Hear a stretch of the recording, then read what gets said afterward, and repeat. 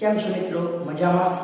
તો આજે આપણે એક સમઘનના દરેક શિરોબિંદુ પર સમાન વિદ્યુતભાર મૂકેલો હોય તો તેના કેન્દ્ર પાસે કેટલું વિદ્યુત સ્થિતિમાન ઉદ્ભવશે અને કેટલું વિદ્યુત ક્ષેત્ર ઉદ્ભવશે તેનું એક્ઝામ્પલ જોઈશું, જે તમારા ટેક્સ્ટબુકના ચેપ્ટર નંબર 2 નો સ્વાધ્યાયનો 2.13 નંબરનો એક્ઝામ્પલ છે. શું કહેવા માંગે છે સમજો. સ્મોલ બી બાજુવાળા એક ઘનના દરેક બિંદુએ વિદ્યુતભાર સ્મોલ ક્યુ રહેલો છે. તો બધી બાજુની લંબાઈ સમાન છે એટલે આપણે એને સમઘન ગણી શકીએ. બરાબર? કેટલી છે દરેક બાજુની લંબાઈ? સ્મોલ બી જેટલી છે. તો આ વિદ્યુતભારના તંત્રને લીધે આ ઘનના કેન્દ્ર પર સ્થિતિમાન અને વિદ્યુત ક્ષેત્ર શોધવાનું છે. ચલો આપણે રેખાકૃતિથી શરૂઆત કરીશું.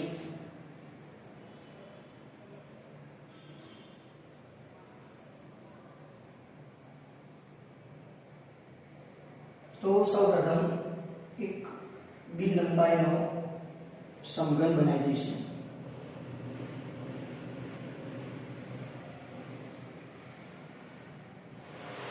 તો દરેક બાજુની લંબાઈ સ્મોલ બી હોય એવો એક સમઘન. ક્લિયર? કોઈ પણ બાજુની તમે વાત કરશો તો દરેકે દરેક બાજુની લંબાઈ કેટલી છે? સ્મોલ બી છે. ઓકે, પહેલું કામ. હવે એના દરેક શિરોબિંદુ પર કેટલો વિદ્યુતભાર છે? સ્મોલ બી વિદ્યુતભાર. ચલો એ અહીંયા માની લો કે અહીંયા હું બિંદુનું નામાંકન કરી દઉં. A B C D E F G H. Clear? દરેક પાસે વિદ્યુતભાર કેટલો છે? સ્મોલ ક્યુ. તો A પાસેનો વિદ્યુતભાર સ્મોલ ક્યુ એને આપણે પહેલો વિદ્યુતભાર કહીશું.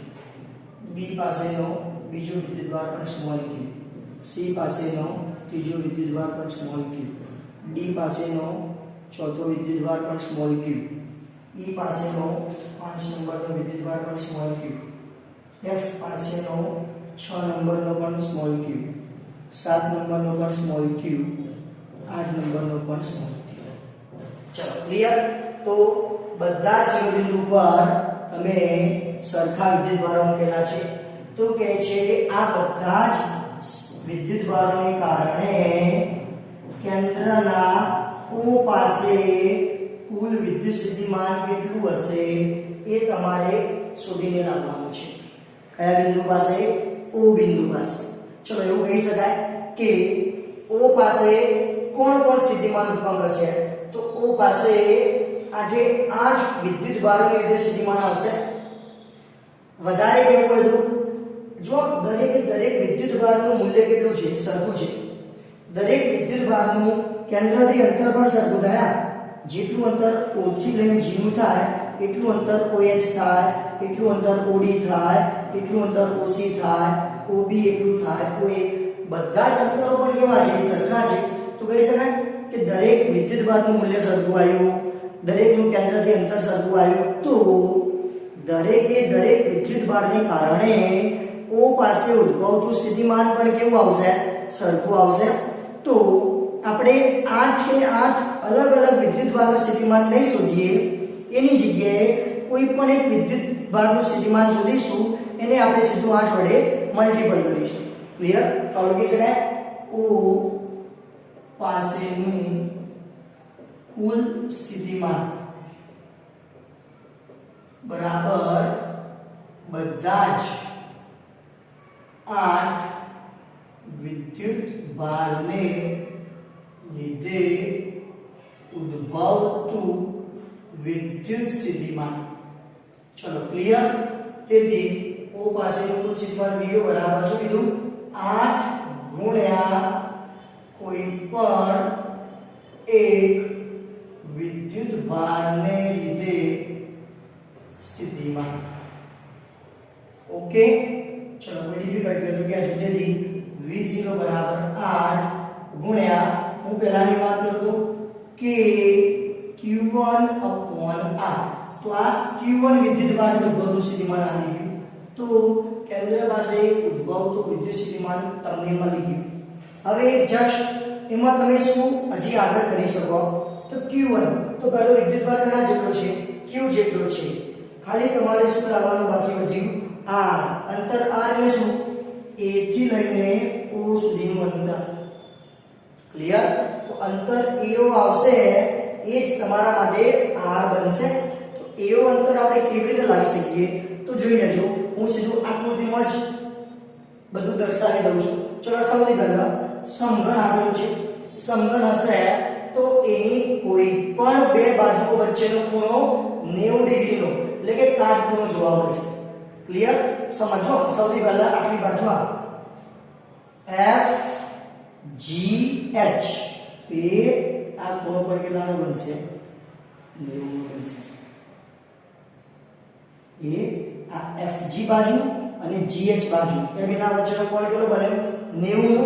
ચલો 90 નું કોણ થાય તો એનું કર્ણ લેવો હોય તો કેવી રીતે કર્ણ લઈ શકીએ આપણે? આ રીતે કર્ણ લઈ શકીએ. જોઈ લેજો.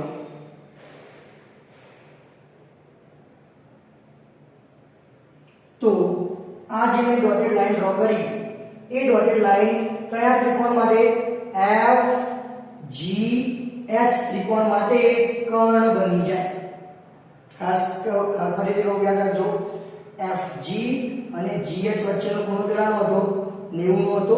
આ ખૂણો 90 હોય તો આ જે ડોટેડ લાઈન આવી FH એ તમારા માટે નીચેના ત્રિકોણની કયો ત્રિકોણ?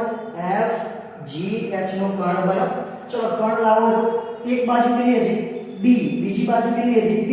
તો કર્ણ લાવો હોય તો વર્ગમૂળમાં બંને બાજુઓના વર્ગનો સરવાળો કરતા આપણે શું થશે? કર્ણ લાવશે તો કર્ણ બરાબર √b² + b². તો 2 વખત b² થશે અને વર્ગમૂળ હટાવી દેશો તો શું થશે? b√2 થશે. ચલો ક્લિયર? તો જે ડોટેડ લાઈન થી કર્ણ દોર્યો તો એ કેટલો આવ્યો? b√2 જેટલો આવ્યો. ઓકે. હવે આટલો ત્રિકોણ પકડો. આ AFH કહી દો.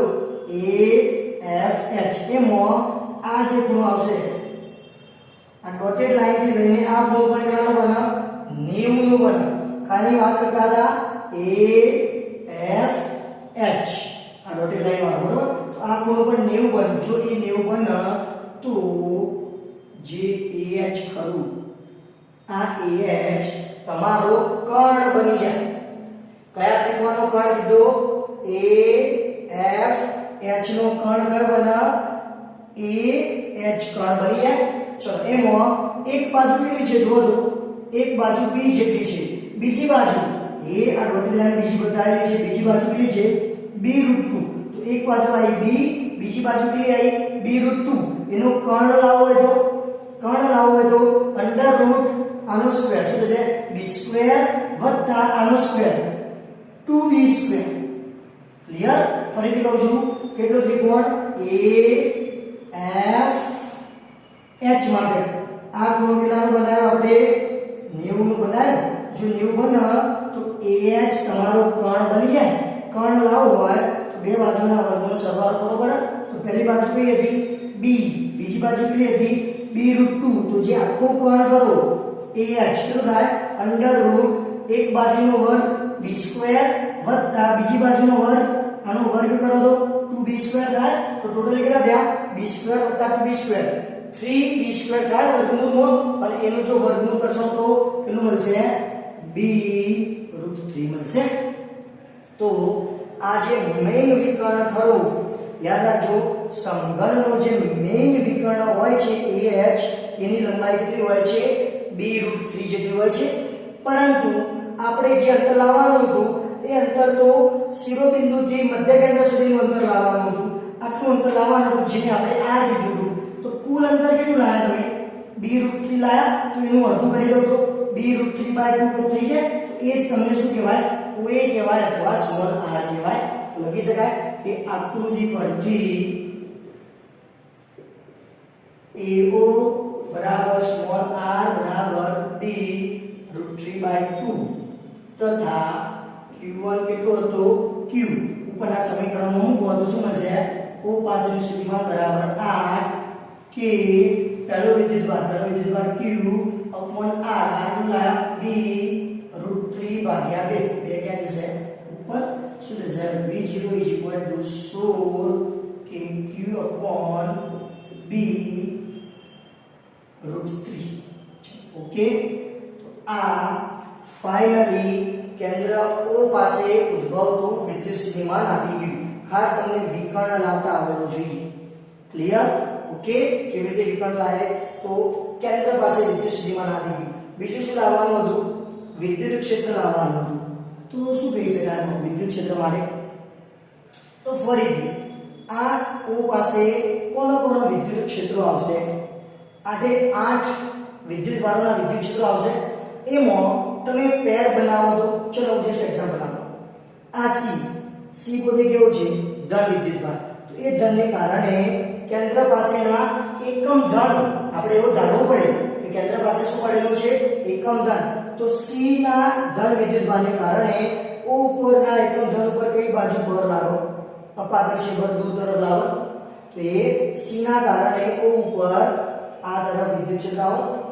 એવું જ સેમ હું F ની વાત કરું તો F ના કારણે O ઉપર F પોતે ધન છે O પણ ધન છે તો કઈ બાજુ આવો અપાકર્ષી બળ આ બાજુ આવો તો C ના કારણે આ તરફ આવ્યું F ના કારણે આ તરફ આવ્યું તો બંને સમાન મૂલ્યના અને કેવા આયા પરસ્પર વિરુદ્ધ દિશાના આયા તો બંને વિદ્યુત ક્ષેત્રો એકબીજાની અસર શું કરશે નાબૂદ કરશે તો આવું ચારે વિદ્યુત ભારોની પેર સાથે આવું બને કઈ ચાર પેર તમે બનાવી શકો તો આ રીતે A પરના વિદ્યુત ભારને જે જેટલું વિદ્યુત ક્ષેત્ર આવે એની વિરુદ્ધ દિશામાં એટલું જ વિદ્યુત ક્ષેત્ર કના કારણે આવે H ના કારણે આવે એ બંને એકબીજાની અસર નાબૂદ કરશે જેટલું વિદ્યુત ક્ષેત્ર B ના કારણે આવશે એટલું જ વિદ્યુત ક્ષેત્ર કના કારણે G ના કારણે આ બંનેના વિદ્યુત ક્ષેત્રો પણ સમાન મૂલ્યના અને વિરુદ્ધ દિશાના અને એકબીજાની અસર નાબૂદ કરે એ રીતે F ના કારણે જે આવશે એ C ના કારણે આવશે આ બંને પણ સમાન મૂલ્યના અને વિરુદ્ધ દિશાના હોવાથી એકબીજાને નાબૂદ કરશે એટલે ફાઇનલી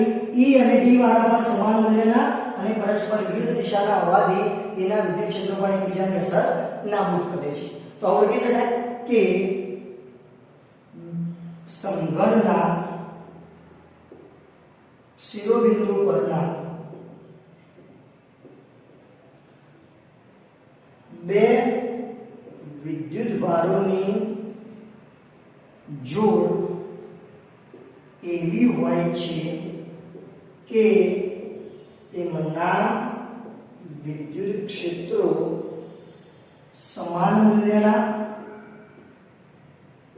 અને વિરુદ્ધ દિશાના હોવાથી આ વિદ્યુત ક્ષેત્રો